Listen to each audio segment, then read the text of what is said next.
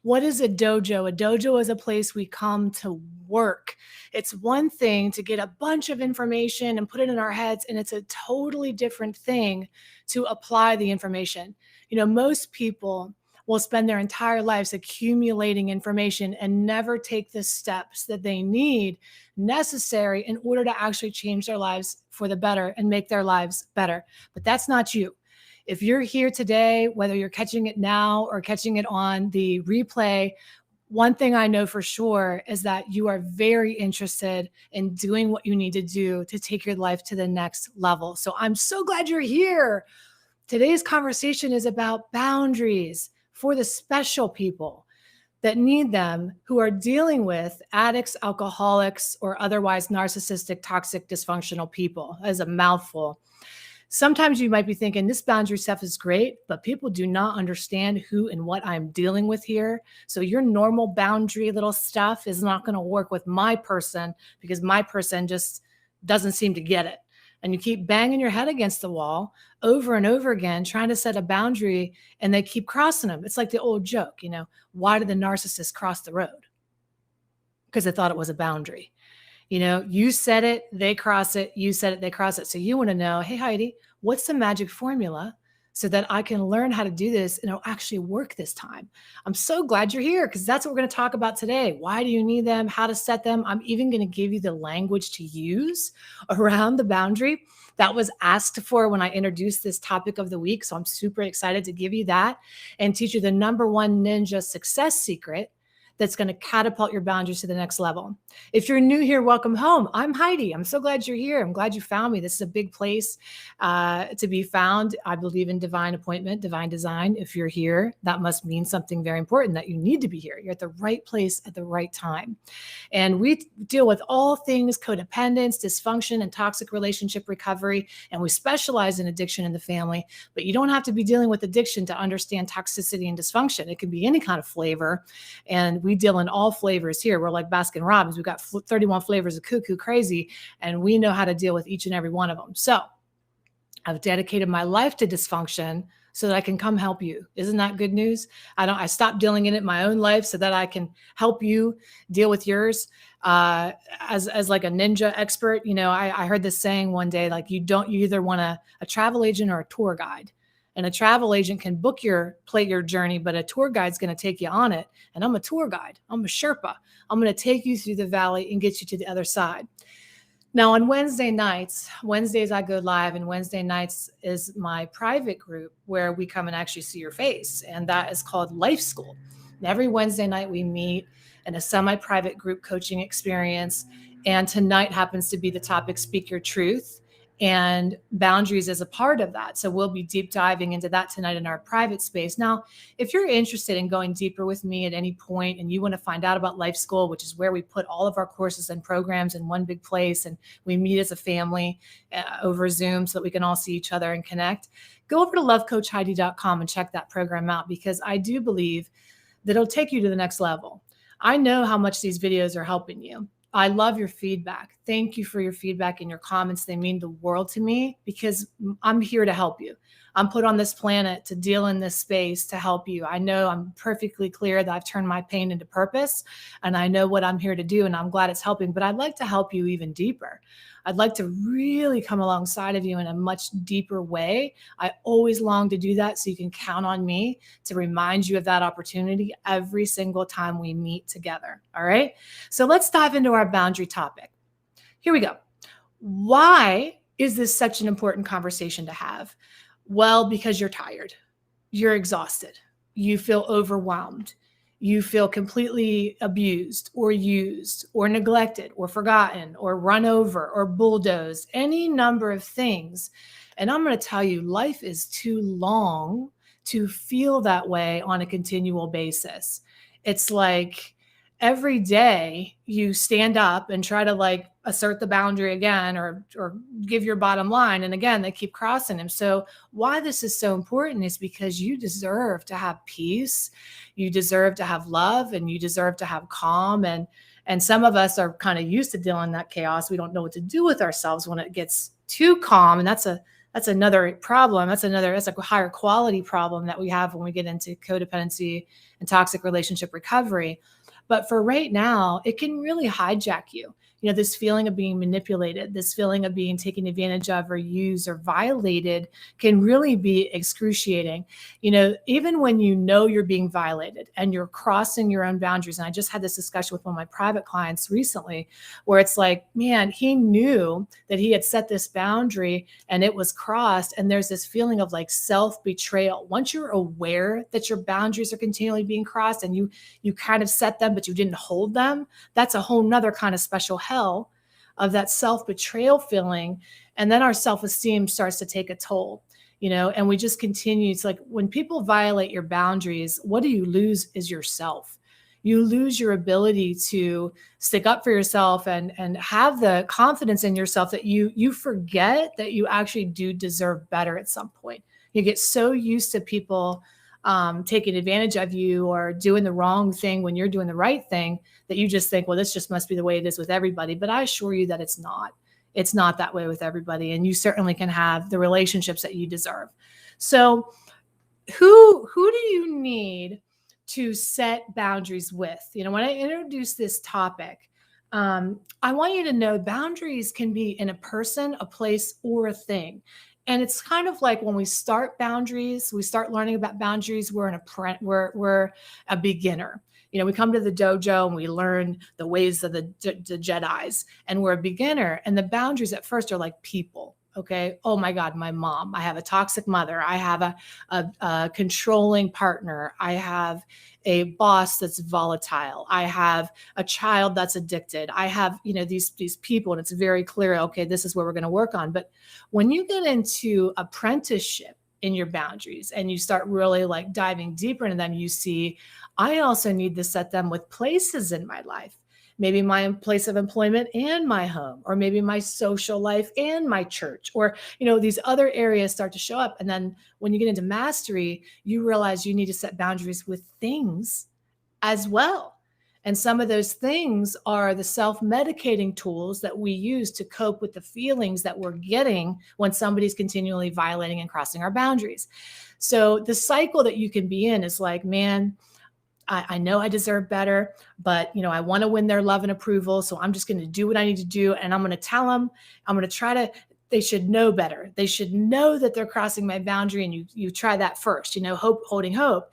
And even when you try that route and you feel overwhelmed and abused, but certainly after you tell somebody about your boundary and you get downright crossed, you feel even worse, but you're doing something to take care of those feelings.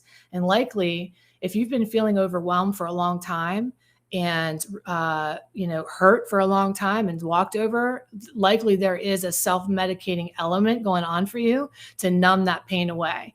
And you could find that you're compounding the problem. Now you're shopping a little bit too much online. You're taking a little more of your anxiety stuff, or you're taking it period when you know you shouldn't, or you're drinking and medicating with wine. So if you're in that scenario in any way, shape, or form, you are definitely in the right place today. So I just want to let you know, should you watch this? If you identified with any of that stuff, yes. If not, you don't identify with this and you're just here hanging out, cool. That's cool too. But will you share this with somebody who needs it? Because again, it's my mission to help as many people as possible. You know, the reason that I'm so passionate about boundaries is because when I was a little girl growing up, I didn't know that you could have them. You know, people were constantly in my life crossing my boundaries, crossing my physical boundaries with hurting me violently. I suffered tremendous physical abuse, emotional abuse, mental abuse, psychological abuse. And I felt like a strong, powerful little girl when I came into the world, but continually the power continued to get sucked from me. And I would assert myself and speak up and say, that's not right. And then I'd get beat down because of it. I get smacked or slapped or pushed or banged into the wall or verbally assaulted. Who the hell do you think you are? And I thought deep down, I must be able to have some kind of agency over my life. I must be able to have some kind of say. I remember just locking myself in my room and thinking, man, one day I'm going to get free of this control and I'm going to be the person that I'm really destined to be. But because I hadn't healed that stuff from before, I found that I was in relationships where the same thing kept happening. Either I was crossing my own boundaries, violating myself, hurting. I was the one that picked up where other people left off, or I was getting into relationships with people that were manipulative, abusive, cheating, rejecting me, and my boundaries were being crossed that way. So I had to do the work. I had to do the work to first figure out what are my boundaries. I remember my come to Jesus moment as, I was the type of person, though, even though I was struggling, like a lot of people, we can look pretty good because we're strong. You're strong. You've been through a lot, just like I have. I know that's why you're attracted to my videos. You're a survivor and an overcomer. So you're strong. I prided myself on being really strong and putting up with a lot of shit, right? I'd be like, oh, I can get through anything. I'm like a cockroach, man. You can't kill me. I just keep getting up.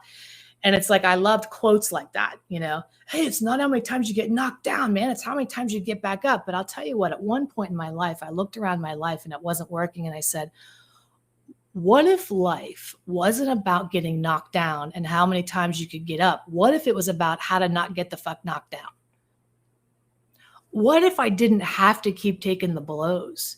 What if it wasn't true that I needed to feel like I was constantly climbing Mount Everest every day of my life and overcoming things? What if I actually could have a smooth sail within reason? What if life didn't have to be so hard? And that's when I asked myself two questions. What am I no longer willing to settle for? And what do I really want? And I have to tell you, in that moment of my life, is when my life completely changed. And as a result of that, I was able to create the life that I really wanted, to create the business, the mission, the purpose, the family, all the dynamics I'd longed for. And so you'll find that when you can master this one area of your life too, there are other areas as well. But I have to say that this area is probably the one that's going to make the biggest impact in your life, the quickest in your life. And it's the thing that's like the savior, especially if you're a person that is I know you're a nice person. That's why you're attracted, right? Because you're like attracts like. You're a good egg. You're a straight shooter.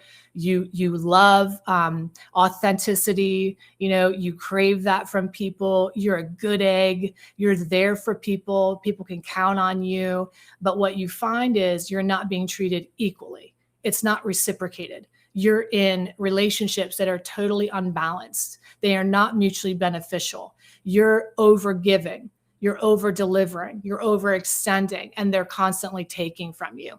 They mistake your kindness for weakness.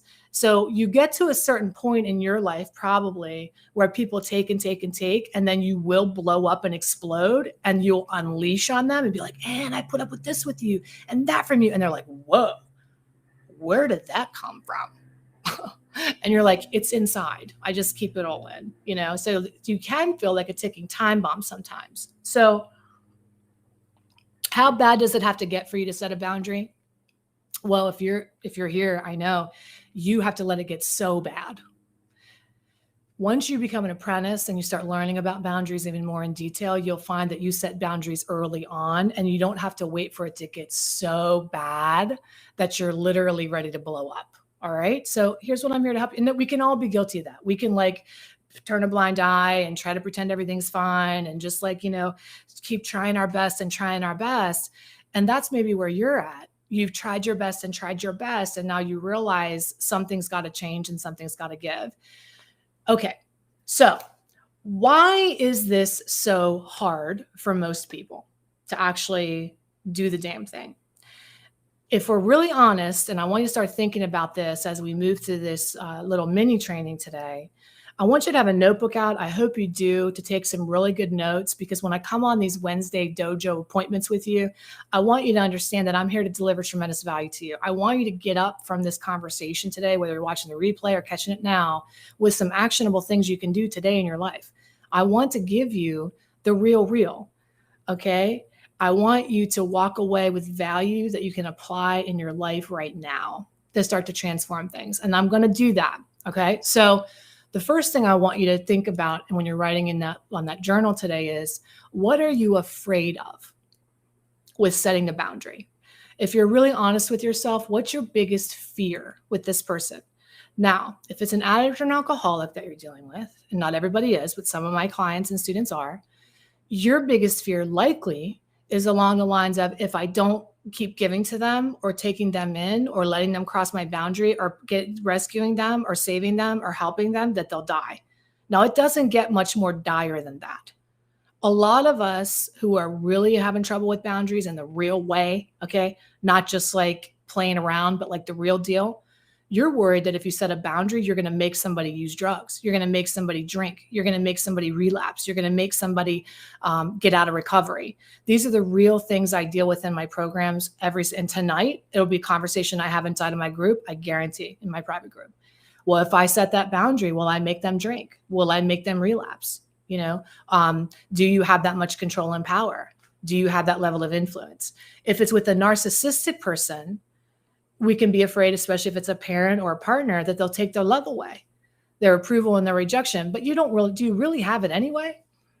But so I want you to start to think about what your fear is. What is the fear? Because if you don't identify that root fear, then you're going to go get all the verbiage around it, but you're really not going to follow through anyway. And that's why we have the biggest struggle following through, is because we don't address those underlying fears. Well, if I set a boundary and they go away, I won't have anybody else. Or it's my child, I can't do that. Or a mother's not supposed to. Or the ideas about what good daughters do, what good sons do, what good wives do, good husbands, good helpmates, good partners. We have all these expectations on us that prevent us from setting the boundary. I just want to do a side note. I know I'm coming out like a fire hose of information. I'm like, boundaries. And you're like, this is a lot.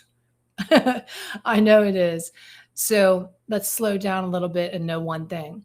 This is an introduction here to boundaries. If you really want to work at this, you can always come inside of the program and take the time with me over the beginning 12 weeks to learn about the boundaries and start to articulate and get your questions answered. If you're a do-it-yourselfer, then take good notes and watch this again later and come back, okay?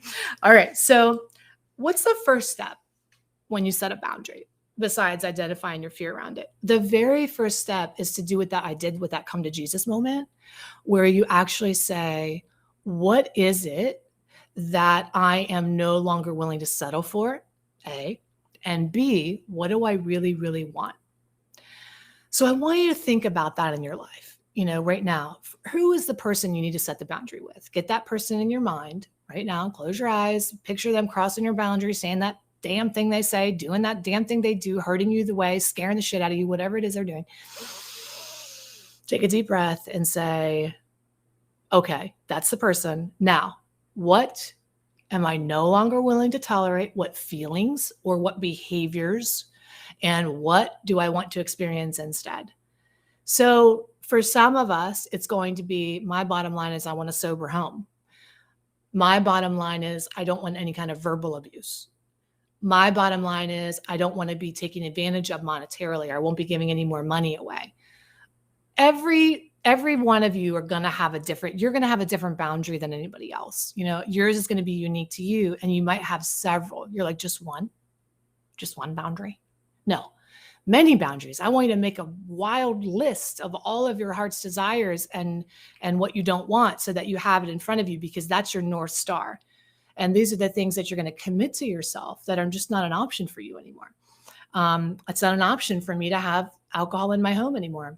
It's not an option for me to give you money anymore. It's not an option for me to be spoken to that way anymore. It's not an option for me to work on the weekends and be called in when other people are doing their work anymore. It's not an option for me to pick up my friends and their friends and this friend. It's not an option for me anymore. So what are those things for you? It's not an option for me to have sex when I don't want to have sex anymore. It's not an option for me to pretend I'm happy when I'm not. It's not an option for me to allow you to manipulate my feelings. It's not an option for you to tell me how I should think and feel anymore. It's not an option for me to settle in this way. What is it? You've got to know. And if you're not clear, take your time. You can't go into a boundary without that level of clarity. If I'm confused about what I want, so will they be. If I don't have absolute clarity, you need to make it so crystal clear that now forgive me, a blind man could see it with a cane. You need to make it that clear, okay? That we can all see it, all right? And we can see it clearly. The next thing is you need to know the formula. All right. And there's some things you need to know before you know the formula. And I'm giving away all the good stuff today. I'm giving away all the good stuff. By the way, I know that's not where the problem is. The problem isn't in the information. There are thousands of videos on YouTube and everywhere on the planet that says, here's how to set a boundary. Step one. They even have like fancy little characters with little pointers. Step one. And they make it like super entertaining, like first grade. you know, people don't, there's not an information scarcity. There's an application scarcity. There's an implementation scarcity. And a lot of the times that implementation scarcity comes from not having the support you need in order to have someone come alongside of you and help you do the damn thing. It's real. The fear is real. The thoughts about, well, you don't really understand my unique situation. That's real. All these things that are preventing us. So a couple of things you need to know.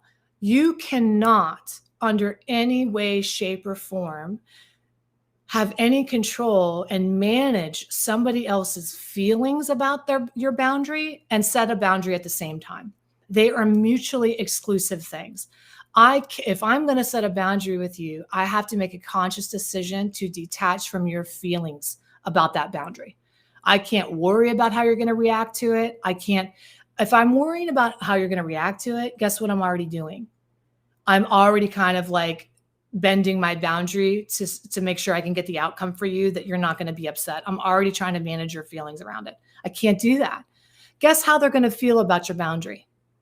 Pissed, hurt, mad, especially if they're like narcissistic or addicted. They're going to be like, you set a boundary. You just changed the game of the rules. Like you're playing a game of sorry and you just send them back to home. And they're like, no, they flipped the board.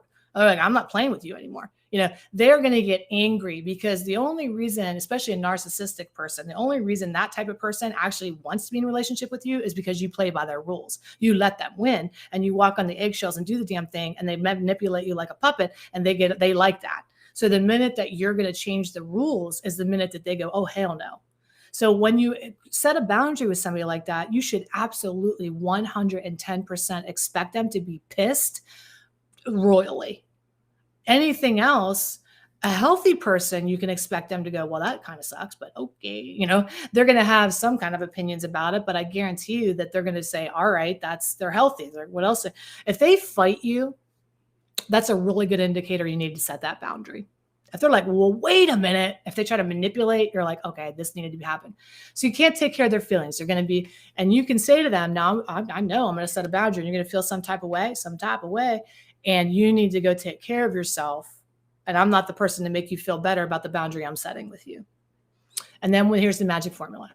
Be short, concise, concrete, to the point. Don't justify, don't rationalize, don't go into the big story of why this is a boundary. And last year at Christmas, and they fell into the Christmas tree and they drank and everybody was a nightmare and they scared the shit out of the family. Don't go into all that when you're setting a boundary about this Christmas.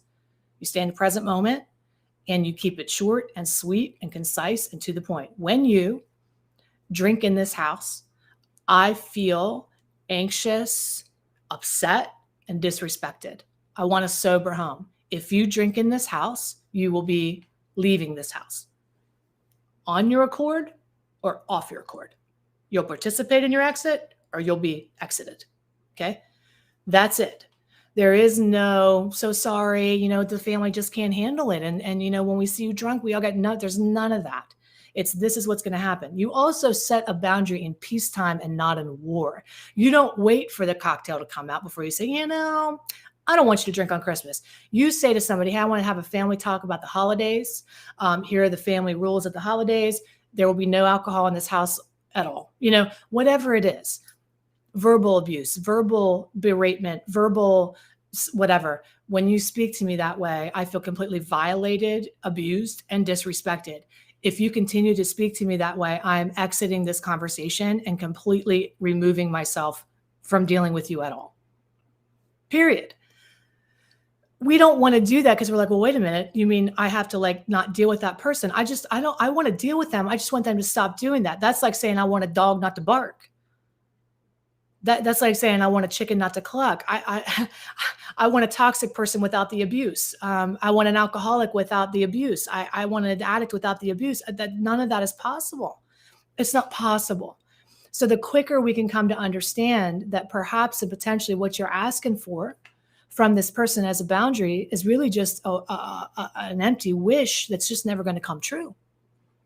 So you have to ask yourself, who am I asking this from? And there comes a certain point where we have to say, if they continually violate a boundary over and over again, it is a good indicator to you that they are not able to do the thing that you're asking them to do. And it's up to you to say, now what? And that's where the boundary magic happens. So it is when you fill in the blank, I feel what I want. What do you want instead? If you, or when you fill in the blank, I will fill in the blank. And that is your action statement. And we don't want to ever say something we're not prepared to do. If you keep acting a fool, I swear to God, I'll turn this car around right now. I swear to God, we will leave Disney. I know you waited to see 2 years to see Mickey Mouse. I'm telling you right now, I will turn this goddamn car around and you will wish for Mickey in your dreams. Nighty night. No, and are you leaving Disney? No, you're not leaving Disney. You waited a whole 2 years to go to Disney too. You have to say something you're willing to do. If you do not leave on your own in this house and you're under the influence and you're scaring us, I will call the police and ask you to leave. And you have to be willing to do that. When you set the boundary with somebody, I'm not giving you any more money again, and they're in your face and they're saying to you, I need the money or I'm going to die. If you don't give me this money, I'm not going to be, you say, I'm so sorry that that's your situation. My decision is not to give you any money more. And if you keep coming in my space and harassing me and bullying me into doing something I told you I wasn't going to do, I'll remove you from my space. Now, Heidi, you sound cold. You sound like you're talking to somebody you don't love. I can love somebody and be angry at the same time.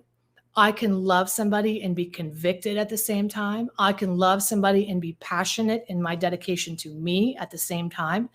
I can love somebody and be mad as hell at them at the same time. I do not need to always come from this kindness position, this toxic compassion position. I know that you're under the influence. Right? I don't need to do that. I can say you're scaring the shit out of me. If you continue to do that, I'm going to remove you from my presence.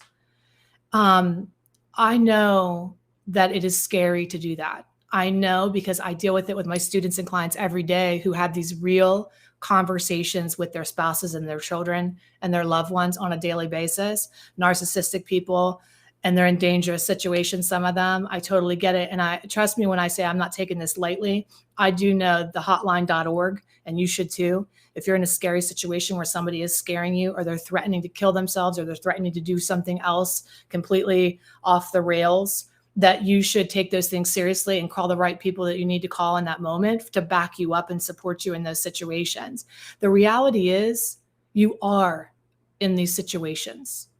I wish that you weren't, but pretending that you're not, or smoothing it, or putting it under the rug, or making it not as bad as it is not doing you or anybody else any favors. You continue to contribute to the problem that way. It's like the question of, am I helping or hurting? Helping is supporting somebody's recovery, which means I'm not going to tolerate that behavior anymore in my presence. Enabling is supporting their addiction or disease or dysfunction, which is I'll deal in it as long as you need me to. Not healthy for you, not healthy for anybody. Okay. We don't get a prize for bullshit putting up with. We wish we did. If we did, we'd all have crowns and sashes and scepters, because every single one of us has earned our rights and our stripes in taking care of people that didn't necessarily deserve it. Okay. Let me look at some of these comments here. Stole my opus for 7 years, finally strong enough after years of denying, crossing boundaries, etc., to kick him out. How do I make him understand that recovery isn't the cure-all to get his family back? I love this question. Okay.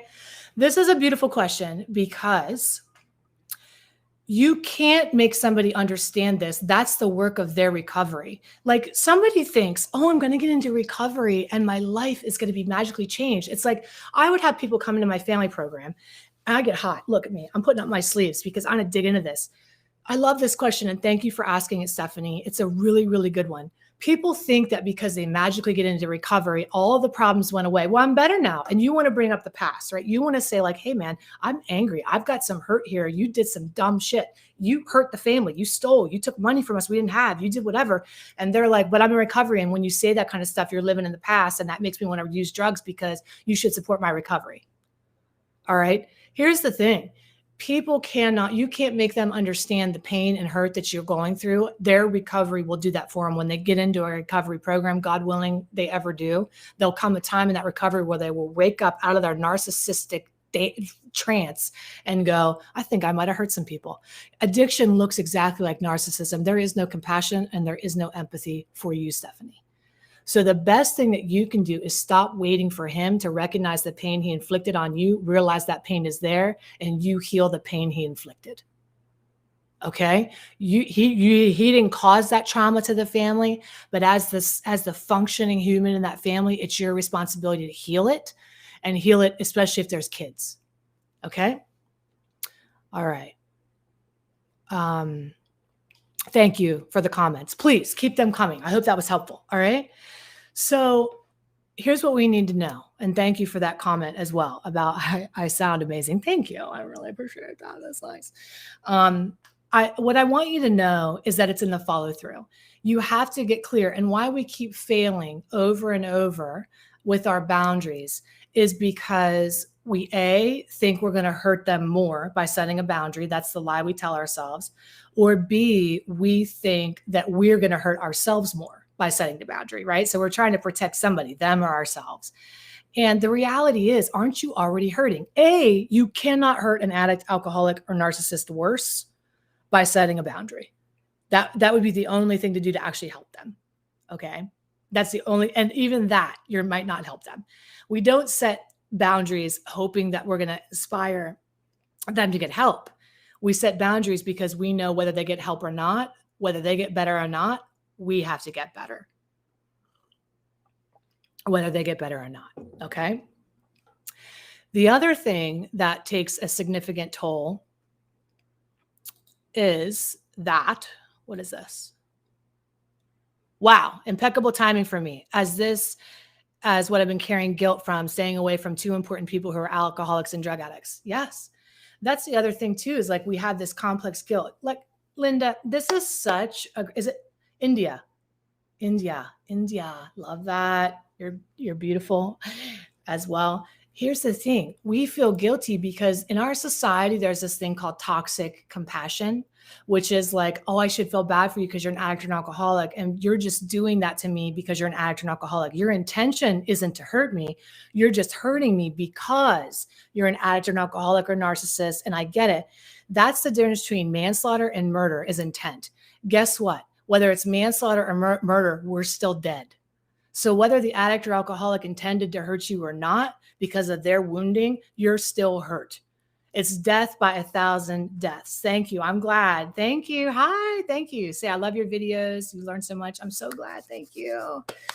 I want you to understand, India, that the thing is that you get to feel it's okay to put yourself your mental health and your psychological health and your spiritual health and your physical health first. It's okay to do that. We've been told that lie that it's a selfish thing to do. Who do you think you are? You should be there for that person at the expense of my own mental health. Like, what's the point? What's the breaking point that I get to say, no, that's not okay with me, right? Thank you for that comment. Thank you for that. Okay, I just put my brother out of my house after he came back loaded the third time in 2 weeks. My part is now my family is not speaking to me. It's actually been more peaceful. I hear that. Nani. Listen, thank you for that comment.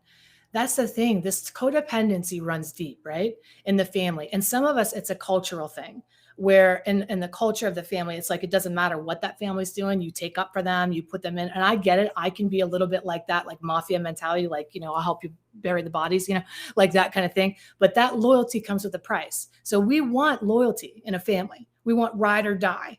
But where we don't actually teach the loyalty is to ourselves. Like we teach loyalty, no, loyalty to your dysfunctional brother, loyalty to your alcoholic dad, loyalty to your narcissistic mom, but loyalty to you, oh no, that doesn't work. I don't understand that. The first place we need to teach loyalty is to us. This is where we house our spirituality. This is where we house our God. This is where everything, So I think it's really important that when we think about they're not talking to you as a reflection of their dysfunction. Let them handle it. I know it's more peaceful too. There's so much guilt when it's your family member. Like it's your job. You're supposed to take care of them. Amen. Really well said. Hey, Stephanie. Stephanie said, you were the one who helped me stay strong and get him out of the house and keep him out. Wow. He's really good at manipulation, love bombing because he knows I feel guilty. I love that. Stephanie, I'm going to tell you what, I really, it's not my goal to make people like to break up families. It's actually my goal to be a restorative person. I want to restore people, but I want to make sure that we're doing it when people are whole and healthy, right? Especially when people say like, I'm staying together for the kids, we're not doing those kids any justice. Stephanie, do you have kids? Because what we're doing is they need one stable parent, right? One person I have another student and client who said to me today, like her significant other's been away as well into treatment, and God willing, we got him into treatment. Thank God, hallelujah. But she's like, man, it's so much more peaceful. I notice I'm a better mother. I'm a better human in this space, and the kids are thriving. So the lie is, no, I need him here to be like, okay. But when he's gone, sometimes we function even better when we're taking care of ourselves and that anxiety is gone, right? So, okay, guys, I know I've been on here for like 36 minutes. Whoa. And I've got to prepare for my group tonight. I've got to go pick up Ellie from school, first grade. Is rocking and rolling. We love it. She wants to make more videos with me. Thank you for this time to be able to come and hang out with you. I love you. This is our sacred time. Every Wednesday, we're going to be coming in live, and 14 daughters. Their dad died, so my partner took his place. Yes. Oh, man, I get it. And we have these stories about, this person's in here now. Yeah. But you know what? You're teaching your daughters how to let a man love you. You're teaching a daughter how to love yourself. You're teaching your girls what they deserve when they look at you, because they don't listen to what you say, Stephanie. They watch what you do, and you know that. You know that to be true. They're not listening to what you say. They're watching what you do. And kids are astute at the incongruency.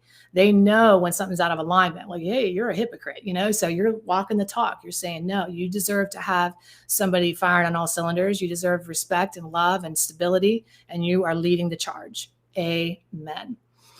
All right. So if you want to come alongside of me, I don't know if it's feasible for you. I wish it is. I hope it is. If you want to, it's the most economical way to get this to really deepen our connection is inside of Life School.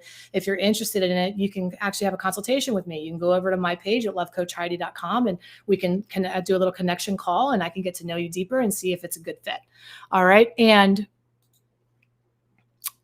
I have more comments and I can't see them.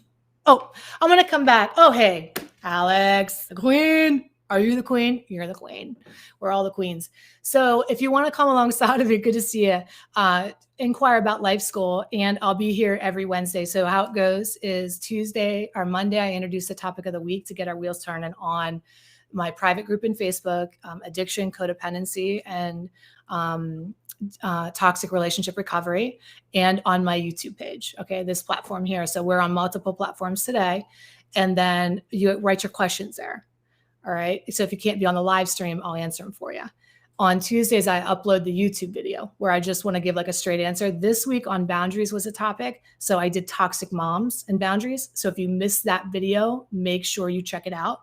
All right. It's a really good one if you have a toxic mother or you know somebody who does. And then today we come in and do the live stream on boundaries. Next week's topic, and if you want to join Life School, always come in. It's Wednesday night at 7 p.m. and you have access to all my programs, my addiction program, my codependency program, my relationship program, and my self-esteem program, all my success program. All the programs are in there for you with the exercises and the journal prompts and everything you need. So you can do that as well. And you can meet me here on Wednesdays for our live talks.